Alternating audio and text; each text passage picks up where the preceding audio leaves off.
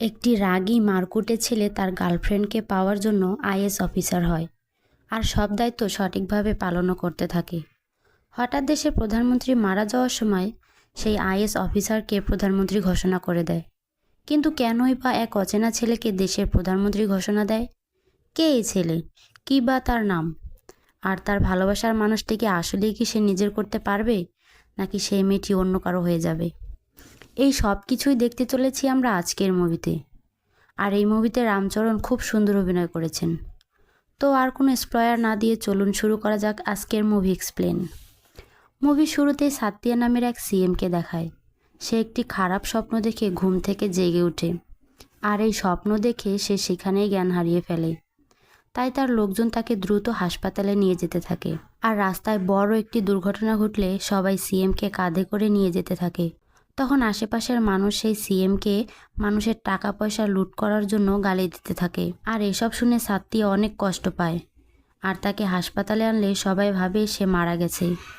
মারা যাওয়ার কথা শুনে তার নিজের ছেলেরাই সবথেকে বেশি খুশি হয়, কেননা এখন তারাই দেশের সিএম পদ পাবে। কিন্তু সবাইকে অবাক করে সে আবার জেগে ওঠে। পরের দিন সাবা নামে একজনকে সাত্তিয়া তার গোপন কিছু কথা বলে। সাত্তিয়া বলে সে কিছু পাপ কাজ করে ফেলেছে, আর এই পাপ কাজের জন্য প্রায়শ্চিত্ত করতে চাই।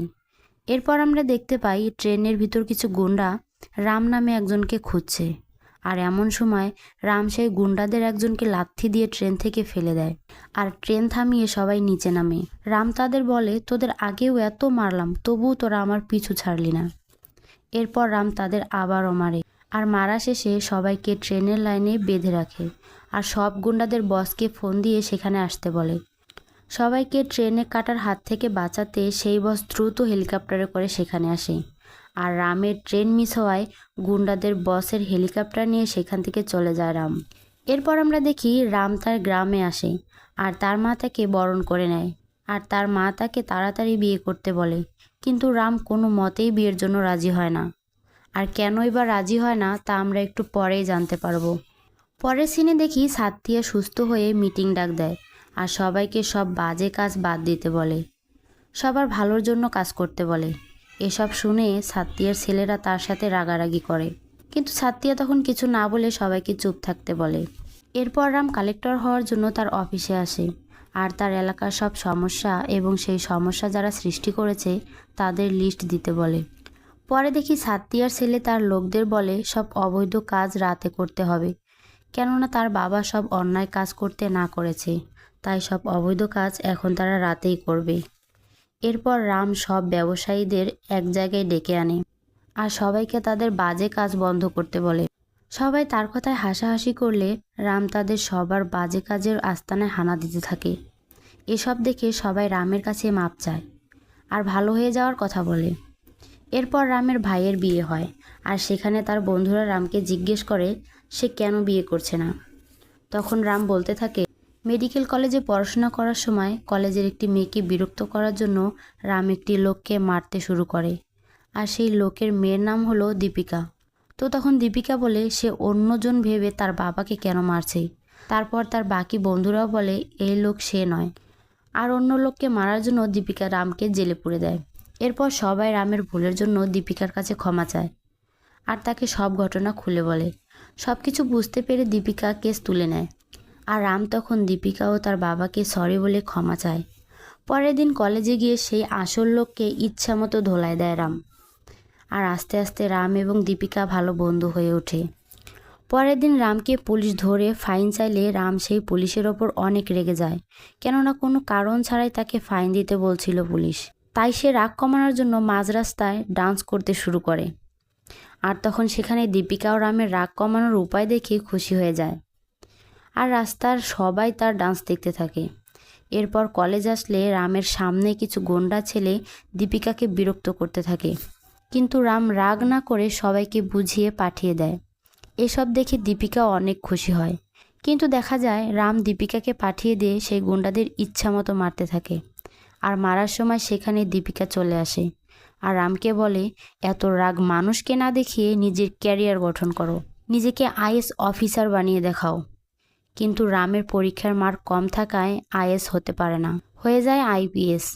এরপর অনেক চেষ্টার পর এখন সে আইপিএস মানে কালেক্টর হতে পেরেছে। আর এই সময়ের ভিতর অনেক খুঁজেও রাম দীপিকাকে কোথাও পায় না। এরপর রাম সিএমের সেলের অবৈধ কাজের জায়গায় হানা দেয়, সবাইকে গ্রেপ্তার করে, যার জন্য সিএমের সেলে অনেক রাগ করে। পরের সিনে রাম তার বন্ধুর মাধ্যমে জানতে পারে দীপিকা কোথায় আছে, আর দেরি না করে রাম সেখানে চলে যায়। দীপিকা এবং রাম সেখানে দেখা করে। দীপিকা তো রামকে দেখেই জড়িয়ে ধরে, আর তাদের মধ্যে আবারও ভালোবাসা দেখা যায়। এরপর আমরা দেখি রাম বারবার সিএমের সেলে মফি দেবীর সব অবৈধ কাজে হামলা দেওয়ায় মফি দেবী অনেক রেগে যায়। আর রামের সাথে কথা বলতে আসলে রাম তাকে বাইরে সিরিয়াল নিয়ে অপেক্ষা করতে বলে। কথা না বাড়িয়ে বাইরে সিরিয়াল শেষ করে তারপর রামের সাথে কথা বলতে আসে মফি দেবী। আর রামকে তার সব লোকজনকে ছেড়ে দিতে বলে।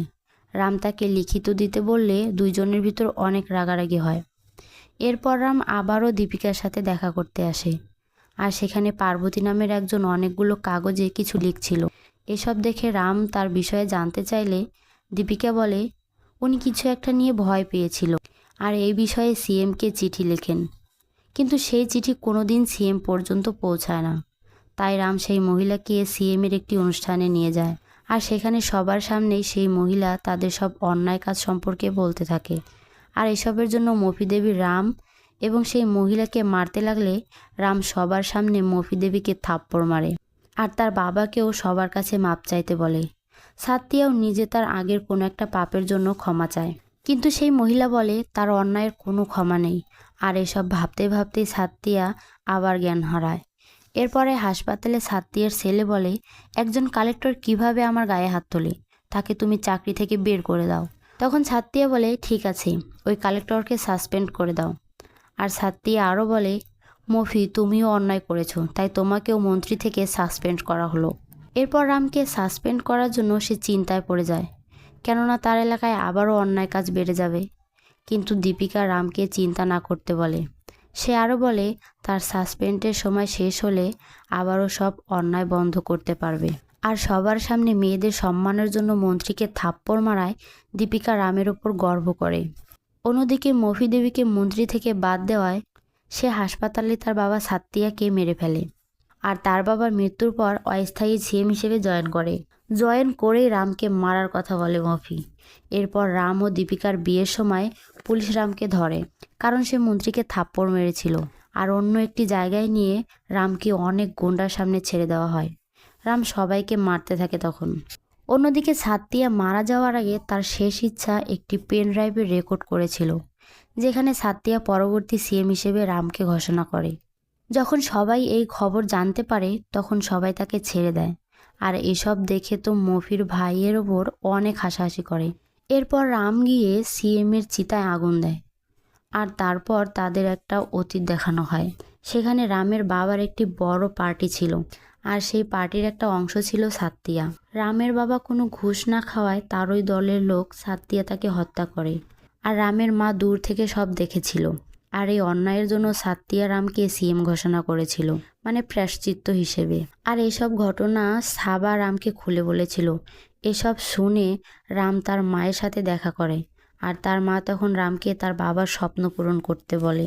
এরপর রাম সিএম পদে বসতে গেলে মফি বাধা দেয়, আর বলে আমাকে থাপ্পড় মারার জন্য এখনও তো কালেক্টর পদ থেকে সাসপেন্ড আছো, আর সিএম হতে গেলে তো সাসপেন্ড শেষ হতে হবে।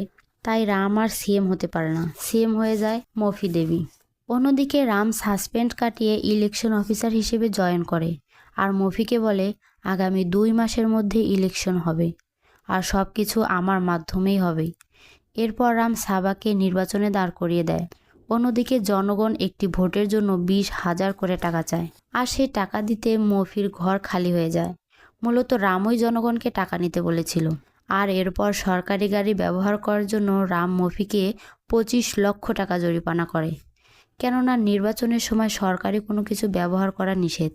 আর তখন আরও একটি নোটিশ দেয় রাম। সে বলে নির্বাচনে সর্বোচ্চ 40 লক্ষ টাকা খরচ করার নিয়ম, আর তার মধ্যে মফি জরিমানা দিয়েছে 25 লক্ষ। তার মানে তাকে এখন 15 লক্ষ টাকা নির্বাচন করতে হবে। আর এরপর মফির ভাইয়ের অবৈধ টাকা আটক করে রাখে রাম। আর নির্বাচন শুরু হলে মফি একটা হলে ব্লাস্ট করে দেয়, আর রামকে বাড়াবাড়ি না করার জন্য হুমকি দেয়। তারপর অনেক লোক নকল ভোট দিতে থাকে। তারা অনেকবার ভোট দেয়। ভোট শেষ হলে দেখা যায় যারা বারবার নকল ভোট দিয়েছিল তাদের সবার আঙ্গুল ফুলে গেছে। আর এই কাজ করেছিল রাম। বারবার নকল ভোট দেওয়ার জন্য সবাই যে কেমিক্যাল ব্যবহার করেছিল সেই কেমিক্যালে রাম ঔষধ মিশিয়ে দিয়েছিল, যার ফলে সবার আঙ্গুল ফুলে গেছে। এসব দেখে মফি রামের নামে বিচার দেয়। সে বলে রাম তার বাবার পার্টিকে জেতানোর জন্য চেষ্টা করছে। সেই জন্য মফি ডিএনএ টেস্ট করতে বলে তার মায়ের সাথে। কিন্তু রামের মা ডিএনএ টেস্ট করার আগেই কেমিক্যালে ডুবে আত্মহত্যা করে, যার ফলে রামের অতীত সম্পর্কে কোনো তথ্যই পাওয়া যায় না, যার ফলে রামের কথা মতোই নির্বাচন হয়। আর মফি ভোট নষ্ট করতে আসলে রাম এবং মফি অনেক মারামারি করে। এক পর্যায়ে রাম মফিকে মেরেই ফেলতে লাগে, কিন্তু দীপিকা রামকে আটকায়। আর ভোটের রেজাল্ট আসলে সবার সম্মতিতে রামকেই সিএম বানানো হয়। রাম সবাইকে বলে সে সবার জন্য কাজ করবে, সব অন্যায় শেষ করবে, সবাই ঘর পাবে, খাবার পাবে। সবাই তার ভাষণে অনেক খুশি হয়। আর মুভিটি এখানেই শেষ হয়ে যায়। তো কেমন লাগলো মুভিটি অবশ্যই কমেন্ট করে জানাবেন। আর এরকম মুভির গল্প পেতে আমাদের চ্যানেলটি অবশ্যই সাবস্ক্রাইব করে পাশেই থাকবেন। ধন্যবাদ সবাইকে।